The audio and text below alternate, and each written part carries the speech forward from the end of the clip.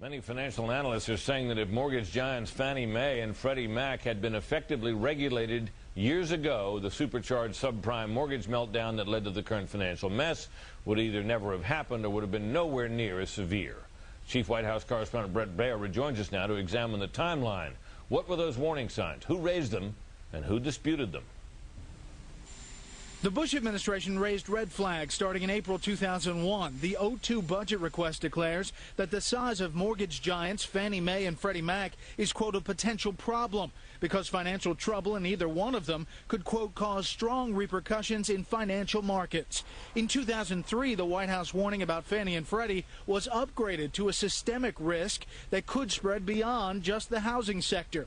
In fall of 2003, the Bush administration was pushing Congress hard to create a new federal agency to regulate and supervise Fannie and Freddie, both government-sponsored enterprises or GSEs. We need a strong, world-class regulatory agency to oversee the prudential operations of the GSEs and the safety and the soundness of their financial activities. But then Treasury Secretary Snow was getting a lot of pushback from then-ranking member, now chairman of the House Financial Services Committee, Democratic Congressman Barney Frank.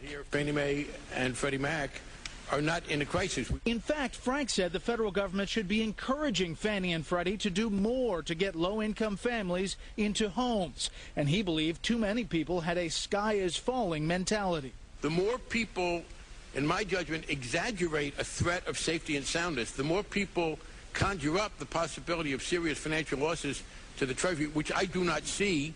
I think we see entities that are fundamentally sound financially and withstand some of the disaster scenarios. And even if there were a problem, the federal government doesn't bail them out. But the more pressure there is there, then the less I think we see in terms of affordable housing. The legislation was blocked. In 2005, Fed Chairman Alan Greenspan added his voice on Fannie and Freddie after Fannie leaders admitted major accounting screw-ups. Quote, enabling these institutions to increase in size, and they will once the crisis in their judgment passes, we are placing the total financial system of the future at a substantial risk. Adding later at another hearing on the topic, if we fail to strengthen GSE regulation, we increase the possibility of insolvency and crisis.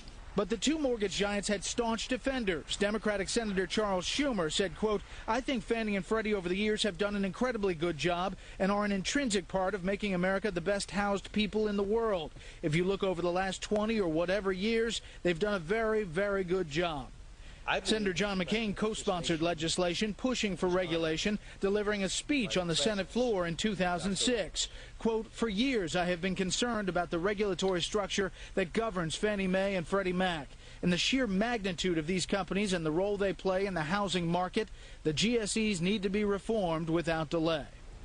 That bill made it out of the Senate Banking Committee with a party line vote. All of the Democrats voted against it, but fearing that they didn't have the votes to pass it, Republicans didn't even bring it up on the Senate floor. Senator Obama did not weigh in on that bill. Britt. All right, Brett, thank you very much.